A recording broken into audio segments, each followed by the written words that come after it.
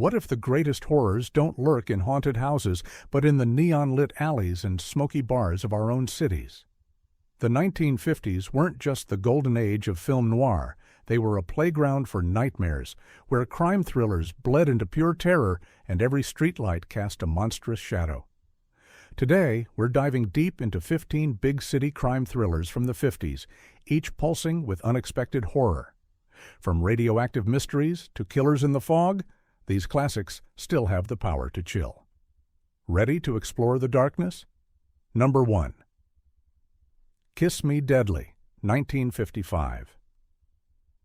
If you're a fan of hard-boiled noir with a side of nuclear apocalypse, Kiss Me Deadly is your ticket to the shadowy heart of 1950s paranoia. This movie isn't just a crime thriller, it's a fevered dream of pulp violence and existential terror, with one of the most infamous endings in Hollywood history. Directed by Robert Aldrich and based on Mickey Spillane's novel, the story centers on Mike Hammer, a tough-as-nails private detective who's less about justice and more about whatever gets him paid. The film opens in a frenzy. A terrified woman, barefoot and desperate, flags down Hammer on a lonely stretch of highway. From there, things spiral into a labyrinth of betrayal, torture, and a mysterious suitcase that literally glows with radioactive doom. The deeper Hammer digs, the more surreal and dangerous the world becomes, until it feels like the entire city is sliding into oblivion. What makes Kiss Me Deadly stand out isn't just its brutal violence or cynical worldview, though both push the boundaries for 1950s crime films. It's the horror that bubbles up beneath the surface, the sense that the post-war world is on the edge of annihilation, and that curiosity, not courage, might kill you. The suitcase, sometimes called the Great What's-It, is pure nightmare fuel. Whoever opens it is consumed by a white-hot atomic fire. The film's final scenes, with Hammer and his companion staggering from a burning beach house as the world seems to explode behind them, are among the most apocalyptic in film noir. Initially dismissed as too brutal and too bizarre, Kiss Me Deadly is now hailed as a masterpiece, a movie where urban crime and cosmic horror collide. If you want a film that both captures the era and still feels weirdly prophetic, this one's a must-watch. Number 2. The Night of the Hunter, 1955. The Night of the Hunter isn't just a crime thriller, it's a waking nightmare etched in shadow and song, where the big city's sin seeps out into the haunted countryside. Charles Laughton's only directorial effort, this film still feels like something beamed in from another universe. It's part fairy tale, part Southern Gothic, and pure celluloid terror wrapped around a pitch-black core of human evil. The plot is deceptively simple, but every frame shivers with dread. Robert Mitchum plays Harry Powell, a self-styled preacher whose knuckles spell out love and hate. But his faith is just a mask. He's a serial killer on the hunt for stolen cash hidden by a doomed cellmate. Once Powell arrives in a small town, wooing the widow Willa Harper with hypnotic sermons and murder on his mind, you know things are about to go sideways fast. The real heart of the story belongs to the two Harper children, John and Pearl, who see through Powell's pious facade and must survive his relentless pursuit. What makes The Night of the Hunter so unnerving is its dreamy, child's-eye view of danger. The city and countryside are both painted as places of lurking menace. Nowhere feels safe. The film's most famous sequence, with the children drifting downriver as Powell stalks them, is a feverish mix of lullaby and nightmare. The villain croons hymns as he closes in, his silhouette towering against the sky like something out of a storybook gone wrong. But Laughton's direction is what seals the film's horror credentials. Expressionistic lighting, angular sets, and off-kilter camera angles turn everyday landscapes into twisted dreamscapes. And then there's Lillian Gish as Rachel Cooper, the fierce guardian angel who finally stands between Powell and the children, a beacon of hope in a world gone dark. Critics and audiences were baffled when The Night of the Hunter first arrived, but its reputation has only grown with time. This is noir as folk horror, a film that feels both timeless and uniquely, disturbingly of its era. If you want a crime thriller that digs into the primal fears lurking behind every city street and country lane, you can't do better than this. Number 3. Touch of Evil, 1958. In the annals of film noir, Touch of Evil stands as a jagged monument to corruption, chaos, and the thin line between law and lawlessness. Orson Welles' late 50s masterpiece plunges you into the feverish borderlands between Mexico and the U.S. A liminal space where nothing is as it seems, and the city is a living, breathing monster. The story kicks off with one of the most iconic long takes in movie history. A ticking time bomb stashed in a car, weaving through neon-lit streets, past shadows and suspects, before it explodes at the border. This isn't just a technical marvel, it's a signal that danger is everywhere, and the fuse has already been lit. Charlton Heston stars as Miguel Vargas, a Mexican narcotics officer trying to stay upright amid a sandstorm of corruption. Welles himself plays Hank Quinlan, a bloated, sinister police captain whose sense of justice is warped beyond repair. But this isn't a straightforward whodunit. As Vargas digs into the case, he's sucked into a maelstrom of drugs, blackmail, and murder.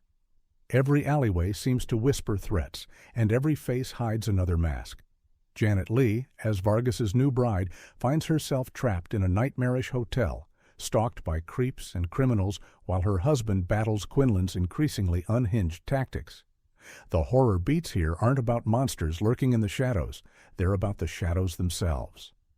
Welles drenches the film in grotesque atmosphere, from fog-choked streets to funhouse camera angles, making the city feel like a labyrinth designed to trap and destroy. The threat isn't just physical, but psychological. Nobody is untouched, and everyone is at risk of being swallowed by the darkness. Touch of Evil was famously butchered by the studio on release, but later restorations have revealed its full, deranged glory. Today, it's hailed as one of the last great noirs, a film that turns urban crime into something mythic and monstrous. If you want to see where horror and noir truly shake hands, look no further. Number 4. The Narrow Margin, 1952. Few films ratchet up paranoia quite like The Narrow Margin. Set almost entirely on a speeding train hurtling from Chicago to Los Angeles, this B-movie gem proves that you don't need monsters or aliens to create pure, pulse-pounding terror. Sometimes all it takes is a city's worth of criminals squeezed into one claustrophobic space. Detective Walter Brown is tasked with protecting a mob widow who's set to testify before a grand jury. The catch? Every gangster in the city wants her dead, and the train is crawling with potential assassins. The movie wastes no time, plunging you into a world where trust is a luxury, and every friendly face could be a killer in disguise. The tension never lets up. As the train rockets through city after city, Brown has to outwit hired guns, dodge suspicious passengers, and keep his charge alive, all while the walls literally close in. Director Richard Fleischer uses tight shots, rapid-fire dialogue, and constant movement to create a sense of relentless momentum. There's nowhere to run, nowhere to hide. The city's crime and corruption are bottled up and set to explode. What gives The Narrow Margin its horror edge is the way it weaponizes paranoia. Every glance, every stranger, every shadow feels dangerous. The sense of being hunted isn't just background noise, it's the driving force of the movie, turning a simple escort mission into a nerve-shredding ordeal. Despite its modest budget, the film became an instant classic, influencing a whole generation of thrillers and proving that sometimes the most terrifying monsters are the ones sitting quietly in the next train car. If you want a lesson in suspense that's as sharp today as it was 70 years ago, The Narrow Margin delivers in spades. Number 5. The Big Combo, 1955. The Big Combo is what happens when film noir goes full fever dream, swirling together sadistic villains, desperate heroes, and a city that feels one step away from the abyss. Directed by Joseph H. Lewis and shot in some of the most evocative chiaroscuro lighting you'll ever see, this is a movie that doesn't just flirt with horror, it wraps itself in it, smothering every frame in doom and decay. The plot centers on Lieutenant Diamond, a cop with a vendetta against Mr. Brown, a crime boss so cruel he seems almost superhuman. Brown, played with reptilian menace by Richard Conte, is no ordinary gangster. He's a creature of the shadows, capable of ice-cold torture and mind games that would make even the toughest detective flinch. Diamond's quest for justice quickly turns into a dance with death as he's drawn into a world of psychological manipulation, voyeurism, and ever-escalating violence. What sets The Big Combo apart isn't just the brutality of its bad guys, but the film's unwavering commitment to mood. Cinematographer John Alton bathes the action in stark blacks and blinding whites, creating an atmosphere so thick you could cut it with a knife. Scenes of torture, betrayal, and sexual obsession are shot through with a gothic sensibility, making the city itself feel haunted. This isn't just a crime story, it's a horror story dressed in a detective's trench coat. The sense of doom is constant, and the film's climactic showdown, shrouded in fog and harsh spotlights, feels more like a descent into hell than the triumph of good over evil. Though initially overshadowed by flashier noirs, The Big Combo has been rediscovered as one of the genre's bleakest, most unnerving entries. If you like your crime thrillers with a dash of nightmare, this is one you can't afford to miss. Number 6. While the City Sleeps, 1956. Step into the buzzing, sleepless heart of New York, where the night never truly ends and the monsters aren't hiding under beds, they're stalking the streets. While the City Sleeps is Fritz Lang's sharp, cynical look at big city journalism colliding headlong with true horror. The Lipstick Killer, a serial murderer picking off women while the press and police scramble to keep up. This isn't your typical newsroom drama. Here, the city's media moguls are every bit as ruthless and cutthroat as the killer they're chasing, competing for power and headlines after the sudden death of their boss. Dana Andrews, Ida Lupino, and Vincent Price headline a star-studded cast, all circling each other in a high-stakes game of ambition and betrayal. But lurking beneath the office politics is a much darker force, a killer who strikes at random, turning every woman's walk home into a gauntlet of fear. Lang, the legendary director of M and Metropolis, brings his European sense of dread and fatalism to American soil, capturing a city on the edge. Neon signs flicker, typewriters clatter, and every shadow seems to pulse with menace. The horror isn't just in the killer's acts, but in the way fear infects the entire metropolis, transforming newsrooms into battlegrounds and giving the movie a breathless, almost documentary feel. As the body count rises, While the City Sleeps asks a chilling question. What's more dangerous, the killer in the dark or the desperate, self-serving people scrambling for their own piece of the city's soul? By the end, you're left with the uneasy sense that the answer might not matter. In Fritz Lang's world, everyone's a little bit monstrous, and the city, with its endless hunger for sensation, is the hungriest beast of all. Number 7. Night in the City, 1950. If there's a film that truly embodies urban despair, it's Jules Dassin's Night in the City. Here, the post-war streets of London become a maze of neon and noir, where hope dies hard and the city itself feels like an inescapable trap. But lurking in all this gloom is a raw animal terror, a sense that no matter how hard you run, something darker is always nipping at your heels. Richard Widmark plays Harry Fabian, a small-time hustler with big dreams and an even bigger streak of bad luck. Harry's convinced he's one score away from making it, so he plunges into the murky world of wrestling rackets, double-crossing gangsters and crossing every moral line in the book. But the city is less a land of opportunity and more a hungry abyss, and every move Harry makes only digs him in deeper.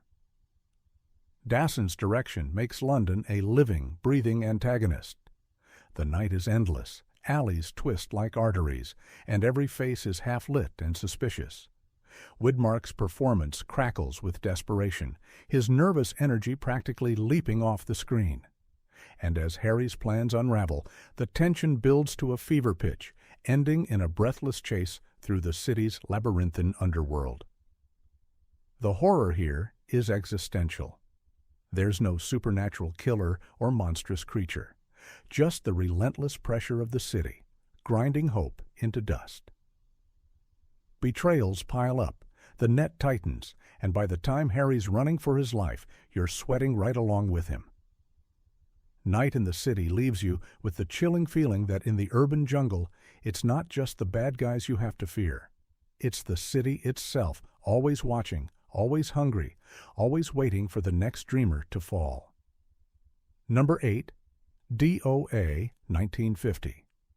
Some thrillers are about solving a crime, but DOA is about solving your own murder.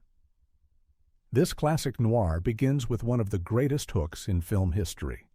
Frank Bigelow, an ordinary accountant, staggers into a police station and calmly reports, "I want to report a murder. Mine." From there, it's a mad dash through city streets, smoky bars, and crowded offices as Frank tries to unravel the mystery of who poisoned him and why before the clock runs out. What gives DOA its enduring power isn't just its ticking clock premise, but the way it transforms the ordinary city into a haunted maze.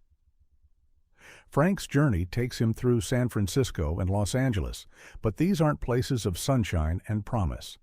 Every alley and office building pulses with a kind of existential dread. Everyone he meets could be a friend, a foe, or something much worse. With every step, Frank's world gets smaller, his time shorter, and his options fewer. Directors Rudolph Maté and the screenwriters infuse the film with a sense of mounting panic, ratcheting up the paranoia until you can almost feel Frank's heart pounding in your chest. There's no monster in the closet, just the looming specter of death, relentless and inescapable. Even the people trying to help seem powerless, dwarfed by the sprawling, indifferent machinery of the city. DOA isn't just a thriller, it's a horror story about inevitability. Frank's final moments, sick, desperate, and alone, linger long after the credits roll, a reminder that sometimes the scariest thing in the city isn't what's lurking in the shadows. It's the unstoppable approach of fate, closing in with every passing second. Number 9. Pickup on South Street, 1953. If you like your crime thrillers with a side of sweaty desperation and a whole lot of moral ambiguity, Pickup on South Street is an essential stop on your noir tour. Directed by the fearless Samuel Fuller, this film drags you into the steamy underbelly of New York City, where the line between patriot and parasite is blurred by survival, and everyone is a potential mark. It all starts with a swift, almost balletic move on a crowded subway. Pickpocket Skip McCoy lifts a wallet from an unsuspecting woman named Candy. But this is no ordinary wallet. It contains microfilm destined for communist agents. Suddenly, Skip is at the center of a Cold War tug-of-war, with government agents and communist spies both gunning for the prize and each other.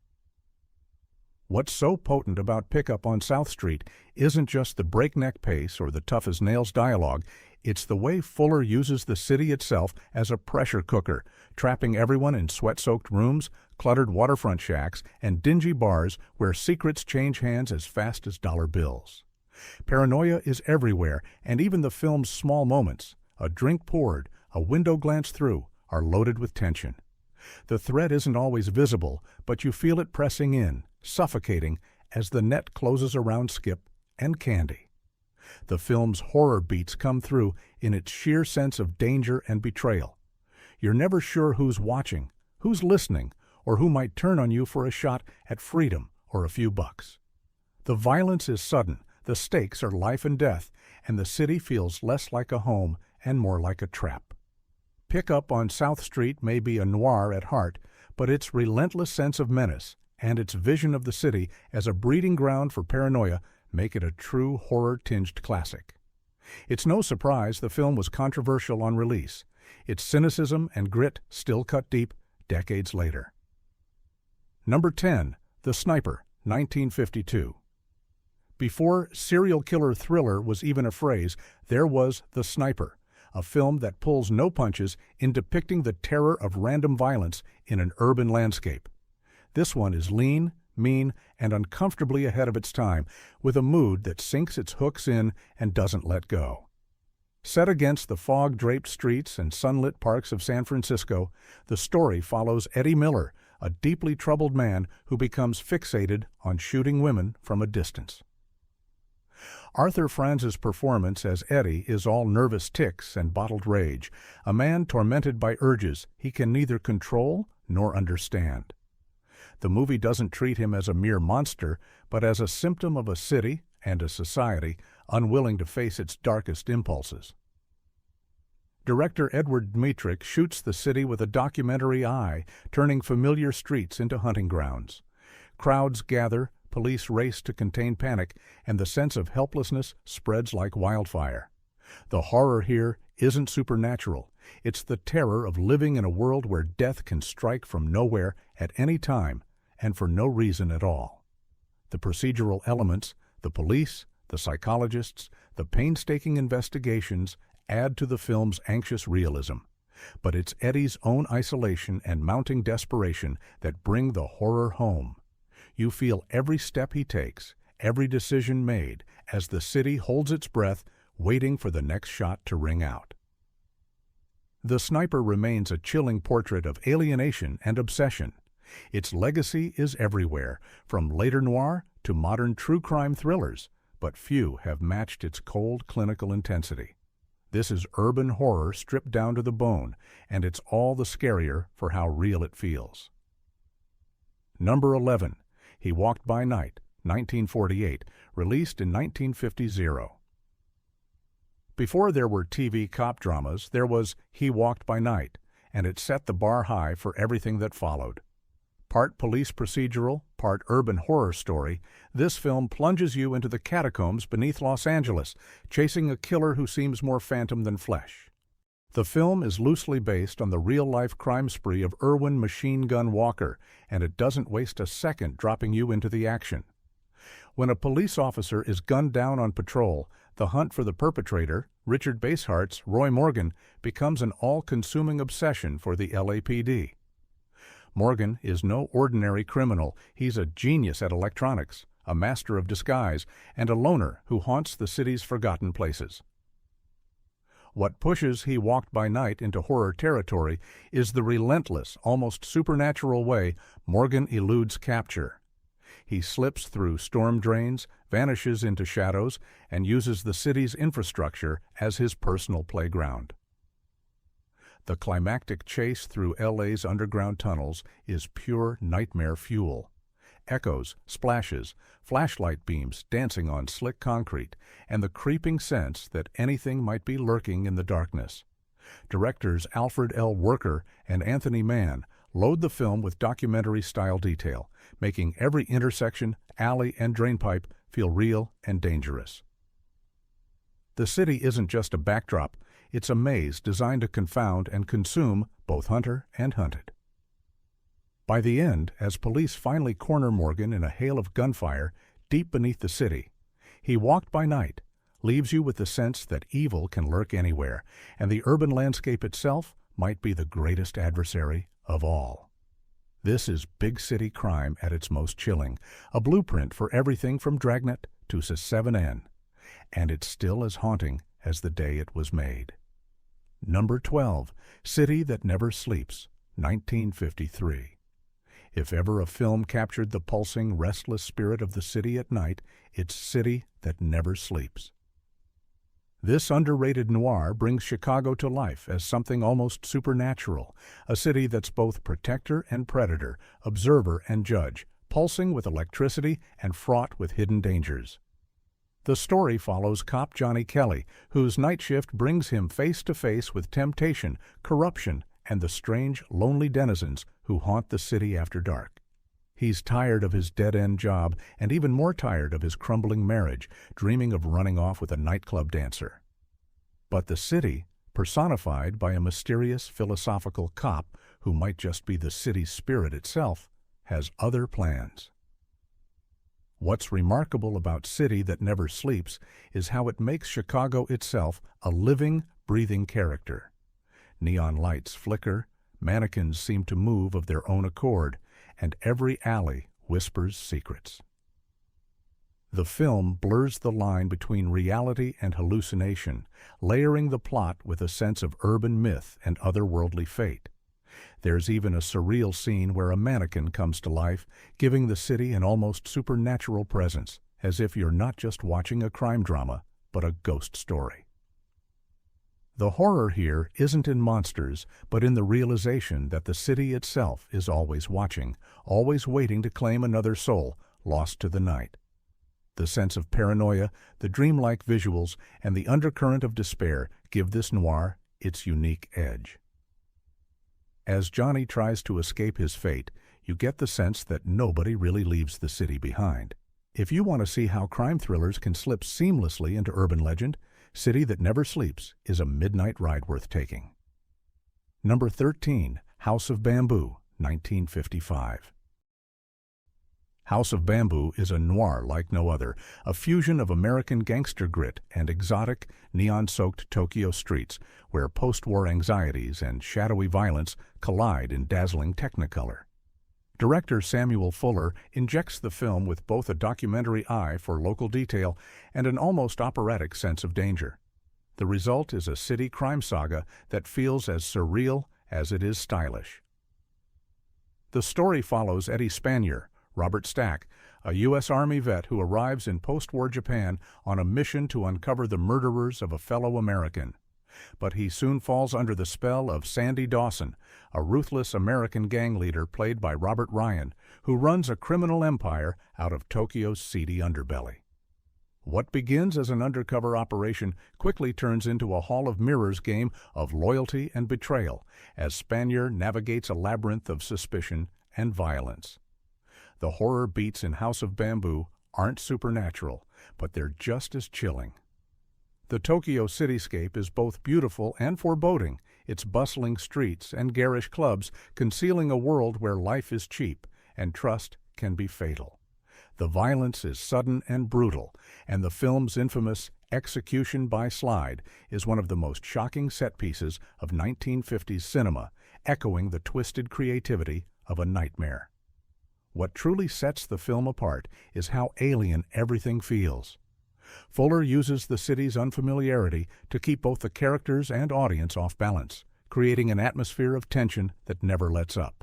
The result is a thriller that doesn't just show you a city, but plunges you into its heart, revealing both its allure and its darkness. If you want to see noir transformed into something strange and unforgettable, House of Bamboo delivers. Number 14. The Window, 1949-1950s. Some nightmares don't happen in dark alleys, they happen right at home. The Window is a pint-sized urban horror story that mixes Hitchcockian suspense with a child's worst fears. Set in a sweaty, run-down New York tenement, this film is a masterclass in how everyday life can turn terrifying, especially when you're too small for anyone to listen. Bobby Driscoll stars as Tommy, a young boy with a big imagination and a bigger problem. One hot summer night, he peers through a window and witnesses a murder in the apartment upstairs. The trouble is, Tommy's a known storyteller, and no adult believes his latest wild tale. The city, which should be a place of safety, suddenly becomes a gauntlet of threats. Every creaking floorboard, every passing stranger is another reason to look over your shoulder. Director Ted Tetzlaff builds suspense masterfully, using the cramped hallways and fire escapes to turn a familiar world into a labyrinth of dread. The villains, played by Paul Stewart and Ruth Roman, are chillingly ordinary, their menace amplified by their proximity. They're not shadowy figures lurking in alleys, but neighbors who smile at you in the stairwell. The terror is intimate, claustrophobic, and all the more real for it. The Window stands out for its empathy toward its young protagonist. Tommy's desperation is palpable, and the horror comes not just from the killers, but from the city's refusal to listen. By the time the final chase plays out across rain-slicked rooftops, you're holding your breath, praying that someone, anyone, will hear his cries for help. It's urban horror at its most personal and profound, proving that sometimes the scariest thing of all is being ignored. Number 15. Murder by Contract, 1958. If you think all 1950s crime thrillers were cut from the same shadowy cloth, Murder by Contract will make you think again. This cool, minimalist, and deeply unsettling gem feels decades ahead of its time, a precursor to the existential hitmen of later noir, and a film that finds true horror not in blood, but in blankness. The story is deceptively simple. Claude, played by Vince Edwards, is a quiet, methodical man who wants to buy a house and figures the quickest way is to become a contract killer. What follows isn't a wild ride through gunfights and double crosses, but a slow, unnerving descent into the psyche of a man for whom murder is just a job, at least at first. When he's assigned to kill a woman, however, the cool professional begins to unravel, and the film slips into a world of mounting dread. What makes Murder by Contract so chilling is its utter detachment. The city, Los Angeles, all sun-bleached streets and sterile hotel rooms, feels strangely empty, as if every living soul has gone into hiding. The music, a nervy guitar score by Perry Botkin Jr., skitters in the background, heightening the tension until every scene vibrates with suppressed anxiety. Director Irving Lerner strips everything down to the essentials, turning the process of murder into something almost abstract. A series of mechanical steps, coolly observed, until the horror becomes not what's done, but how little it seems to matter. Claude is unlike any other noir protagonist, a man who believes he can control everything, who mocks his handler's lack of nerve, who rationalizes away any qualms. But as his carefully built facade begins to crack, the city itself seems to turn on him.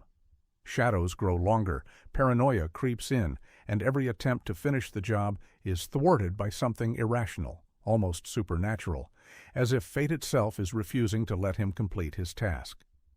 Murder by Contract is as much psychological horror as it is crime thriller. Its existential dread, spare style, and bleak view of modern life influenced filmmakers from Scorsese to Tarantino. If you want a big city noir, where horror emerges not from monsters or maniacs, but from the terrifying possibility that life and death have no meaning at all, this film is essential viewing. Thanks for joining us on this cinematic journey through the shadowy streets of 50s urban nightmares.